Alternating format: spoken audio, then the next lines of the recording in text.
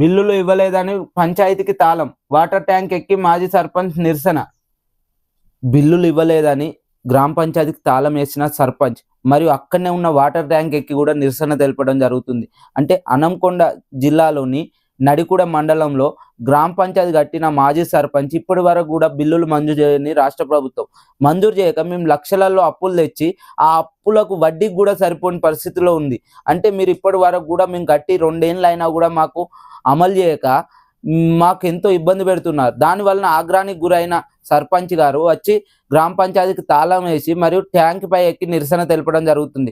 గత ప్రభుత్వం అమలు చేయలేదని చెప్పిన కాంగ్రెస్ పార్టీ ఇప్పుడు అధికారంలోకి వచ్చే సంవత్సరం పూర్తి అయినాక కూడా వారి బాధను అర్థం చేసుకుంటలేదు. అంటే గత ప్రభుత్వంపై బురద జల్లడమే తప్ప మీకు ప్రజల పక్షాన మాజీ సర్పంచ్ల పక్షాన ప్రేమ లేదు. ఇప్పటి వరకు మీరు ఎందుకు అమలు చేయలేదు? అమలు చేయని పక్షాన రాష్ట్ర ప్రభుత్వం పై ఇలానే రాబోయే కాలంలో ప్రతి గ్రామాలలో ఇదే పరిస్థితి ఏర్పడుతుందని తెలియజేస్తున్నా. దయచేసి వారి బాధను అర్థం చేసుకొని తగిన సమయంలో వారికి నిధులు విడుదల చేయాలని కోరడం జరుగుతుంది.